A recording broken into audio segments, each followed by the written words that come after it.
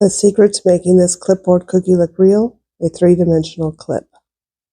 Watch to the end to see how I did this. Hi, I'm Leslie with Leslie's Cookies and Treats, and today I'm decorating a clipboard cookie from Ted Lasso. I hand cut all of the cookies for this series, and if you don't know how to hand cut your cookies, I'll leave a link to a tutorial for that in the description. And I'm starting out by taking a 15-second consistency royal icing and brown, and I'm just going to go ahead and outline this cookie twice, and then I'll flood it in with the exact same icing. And I didn't get my outline over here all the way to the edge, so I'm just going to touch down, lift up, and outline it again. And then I'm just going to touch down and then lift up my piping bag and drag a line across the cookie, dropping it down at each corner.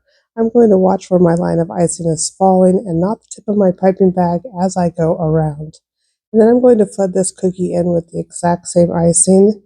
And you're going to have to bear with me a little bit. I have a little itty bitty tiny hole in this piping bag. And a hole was cut for the outline and it's taking way too long. So I'm actually going to stop and cut a bigger hole in this icing bag. So just pinch the tip of your piping bag and then cut a small bit off the top and then continue on. And if you jiggle your piping bag as you're flooding your cookie, it'll help the icing settle down much faster. And because my icing is a 15-second consistency, I can go all the way to the edge and I don't have to worry that it's going to overflow. And then I'll just give it a shake to help it settle down a little bit and then smooth out these edges with my Scribe. You can also use a toothpick, and this is your most important cookie tool because it's going to be what gives you a professional finish. And then there's a couple of air bubbles here, so I'm just going to pop those. And then if you just barely put your Scribe, your toothpick in the icing and jiggle it just a little bit, you'll get it to settle right down. And then I'm going to set this cookie aside to dry completely. After it dried, I drew on where the paper was going to go on my clipboard. I'm using a white royal icing in a 15-second consistency, and I'm just going to touch down, lift up, drag a line, and I'm actually going to start and stop each one of my lines here, and that's okay because we're going to flood this in and you won't see any start or stop bumps at the ends of your lines. So touch down, lift up, and drag a line, stop squeezing, touch down, and lay your line down. And my line broke right there, so I just filled it in real quick, and then I'm just going to go ahead and flood this in, once again jiggling my piping bag as I'm flooding so that everything smooths down much quicker with less work with my Scribe at the end. And if I forgot to mention it before, all of the supplies that I'm using are listed in the description so you can decorate along with me. Once the paper was all flooded in, I used my Scribe, or you can also use a toothpick, and settle that icing down and pop any air bubbles.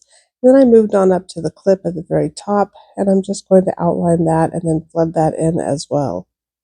And once I get it all filled in, I'll use my Scribe to shape the area a little bit more.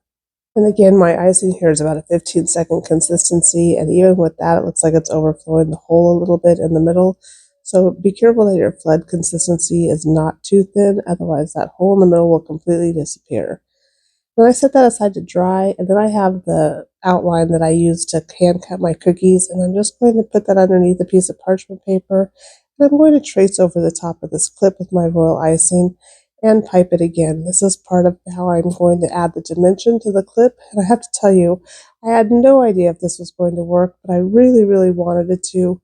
And so I'm so excited to say that it came out pretty good. It's not perfect, but it really did help add extra dimension and level up this cookie in the way that I was hoping it would. Anyway, just go ahead and outline and flood in this clip, use your Scribe to shape it and settle it down, and then set that aside to dry completely. And I'm just going to move it out of my way here. I am doing this on top of a dehydrator sheet. I'm not going to put it in the dehydrator, but it makes it really easy to move it around and get it out of my way when I'm done. And so to make the clip part, I am using a pencil and another piece of parchment paper that I cut to fit the size of the clip that I wanted. And I'm just going to wrinkle that up. And I'm taking my same royal icing, 15-second consistency, although perhaps a 20 or 25-second consistency would have been better for this.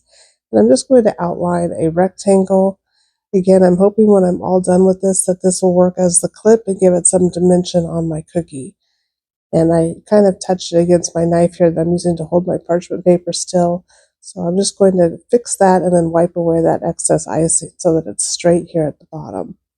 Then I'll go ahead and flood this in with the exact same 15-second consistency icing. My parchment paper is moving a little bit. but that's okay. We're going to make this work. So I'm just going to flood this all in. I'll use my scribe to settle it down, and I actually decided I wanted a little more on the back side here, or at the top rather, so I went ahead and added another row of icing here. And once I'm done filling this in, I'll use my scribe to shape it, and you can see the icing is not quite stiff enough. It is dripping down from the top to the bottom a little bit and creating an uneven edge. So I'll try to straighten that out with my scribe. And then once it dried completely, I peeled it off the parchment paper, and I have some edible silver paint here, and I'm just going to paint this. It came out okay. I think it's going to work. It might not be perfect, but it'll get the idea across. I don't know why I didn't just do a plain clipboard cookie, but I really enjoy the challenge of this, and I'm really glad I did it. Sometimes when you're doing cookie sets just for fun or for yourself, these are actually for my husband, it's fun to play around with new techniques and see what you can learn.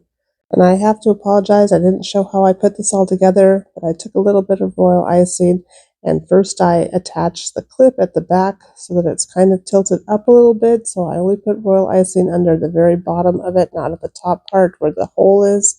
And then I attached the clip part with just a line of royal icing at the top and at the bottom, nothing in the middle. And there it is, the finished clipboard. That little clip is definitely my favorite part, and I'm so excited it worked out. And it just goes to show that royal icing transfers aren't only for adding flat decorations, they can also help you build dimension and structure. Thanks for decorating with me. I'll see you in the next one. Bye.